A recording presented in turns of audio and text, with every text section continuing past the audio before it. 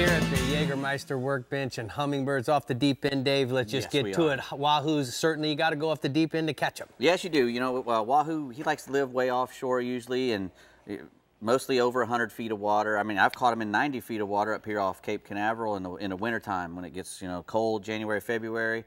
Sometimes the Wahoos will move in real close with the cold water, but generally speaking, you're going to be over some sort of structure in 200 feet of water, or on a nice rip of a weed line or a good current break. That's what you're going to be looking for, because the Wahoo are going to be anywhere where there's something that'll hold bait, and that even includes like a 5-gallon bucket.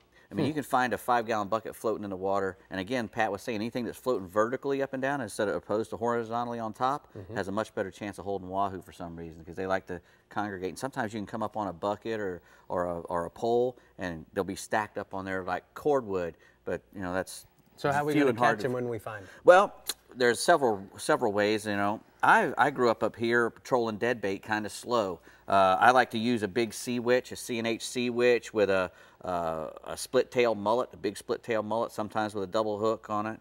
A single hook is fine, and I'll run that on a 50 wide, like one of these 50s back here.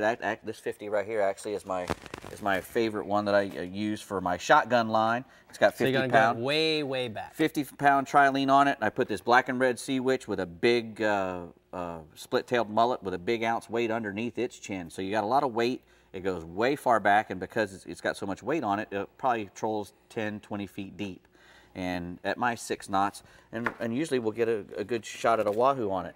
Now, if we want to get deeper, I got a wireline outfit, and this is pure wireline. This is Monel, stainless steel Monel, and this is a special built wireline rod, and it's got all the SICK guides in it that it keeps them, you know, very hard guides, and it's got the twisty AFCO wire tip on it, so that the wire won't wrap up around your rod tip. And yet those are the kind of things you have to get. And an outfit like this rod, when you get a wire rod built like this one, this rod can cost you $600.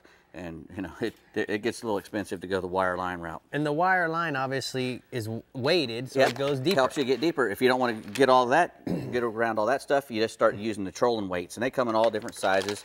And what you do is you put these in between a big lure that you want to use, or even a plug.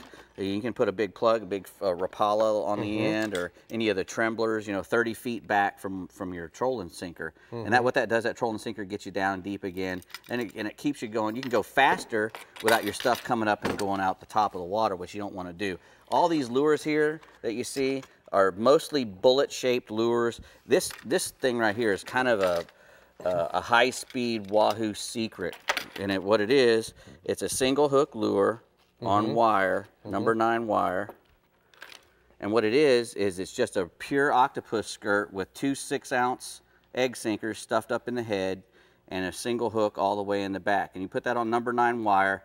You can go 12, 14 knots with that sucker way, way, way back there, and Wahoos will pile on. And anywhere they pile on in the middle, once that thing's all the way down, anywhere they pile on in the middle, that hook's going to come and slam them in the side of the head or get them in the mouth. And like he said before, if you get a bite, you get a big slam and the fish doesn't hit, throw it in free spool and he'll come back and hit it. A Wahoo will do the same thing as a king mackerel, because he is a mackerel fish after all. Always, you're learning me. Always learning. I can't tell you.